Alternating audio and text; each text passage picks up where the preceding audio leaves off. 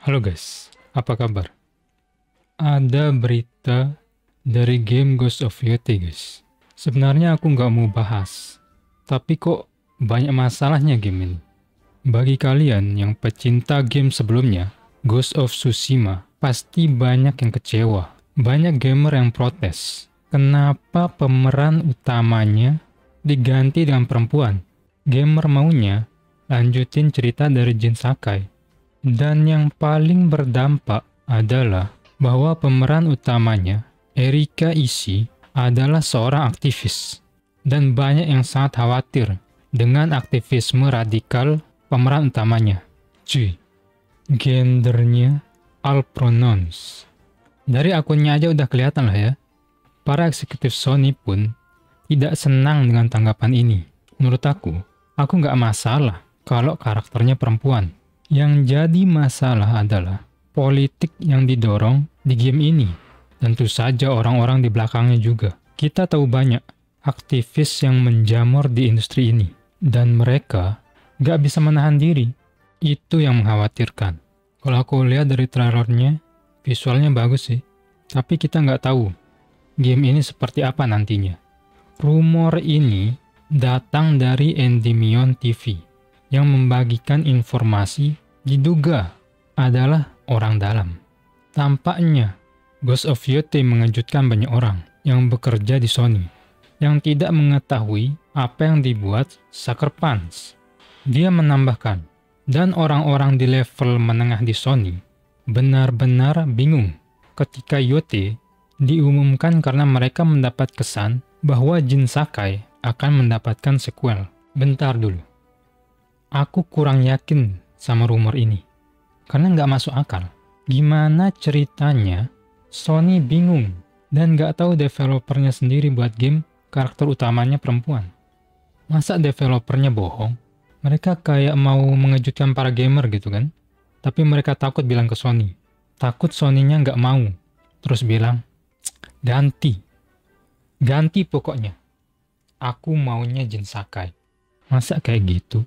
Pastinya bermasalah dong, berbohong ke Sony. Makanya, aku kurang yakin sama rumor ini. Ghost of Tsushima punya basis game yang setia. Gamer banyak menyukai cerita Jin Sakai. Mereka malah ingin lebih. Mengubah karakter utamanya menjadi karakter baru, terutama dari latar belakang dan gender yang berbeda. Dan pastinya sangat mengecewakan jika menyangkut komunitas gamer. Belum lagi aktris yang dipilih adalah seorang aktivis. Oh man. Oh. Bro. Aku nggak mau baca. Kalian baca aja sendiri deh ya. Oke, mereka boleh punya pendapatnya sendiri. Tapi, mereka harus tinggalkan omong kosong aktivisme mereka pada saat bekerja. Pemeran utamanya juga punya peran di Dragon Age The Veilguard. Seperti kalian tahu, game ini juga didorong oleh politik. Kalau mereka bisa membuat game yang bagus, kenapa Sony khawatir? Apakah mereka nggak percaya diri dengan game ini? Kalau Sony pun khawatir, apalagi kita para gamer. Mereka yang tahu detail-detailnya dan apa yang dibalik game ini.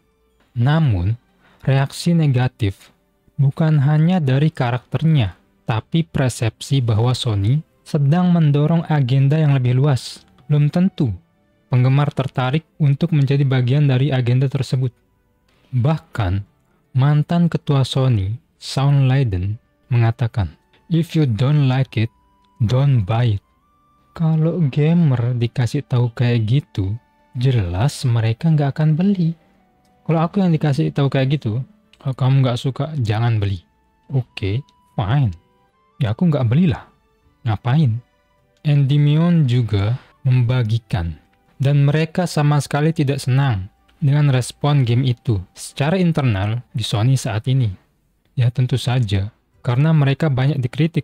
Tapi, apa yang mereka harapkan jika mereka membuat produk?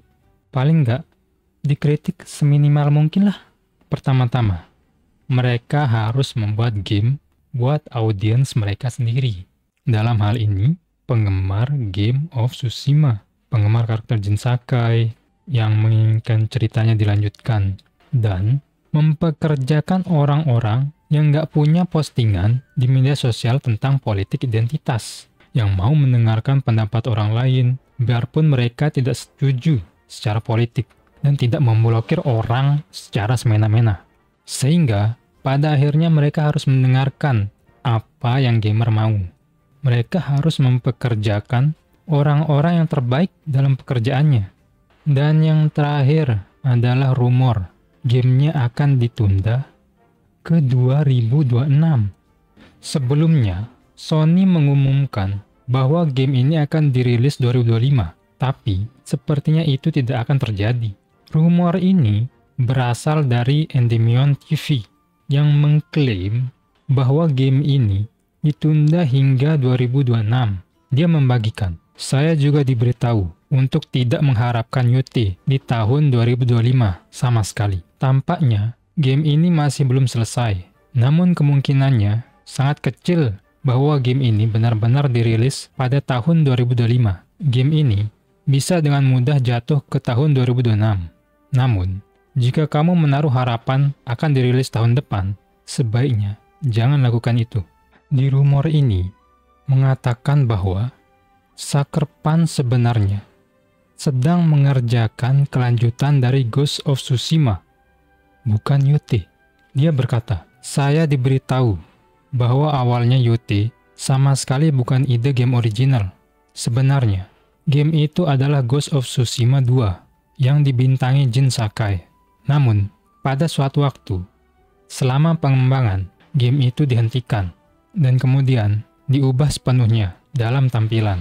Karakter Atsu yang kita lihat di awalnya tidak diputuskan untuk menjadi karakter utama game ini.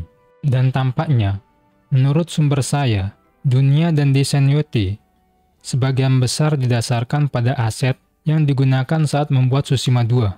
Rupanya, pengerjaan Tsushima 2 dimulai sekitar 2 bulan setelah data penjualan resmi keluar terkait keberhasilan game pertama.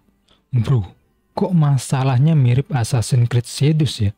Assassin's Creed Shadows awalnya juga punya karakter original, tapi kemudian tiba-tiba dirubah di tengah jalan supaya mengikuti tren isu-isu politik sosial. Fix, mereka janjian. Oke, cukup sampai sini aja videonya. Bagaimana dengan kalian guys? Silahkan komen di bawah. Kalau kalian suka dengan pembahasan seperti ini, jangan lupa like videonya dan cek videoku yang lain. Semoga kalian menikmati videonya. See you guys next time. Peace.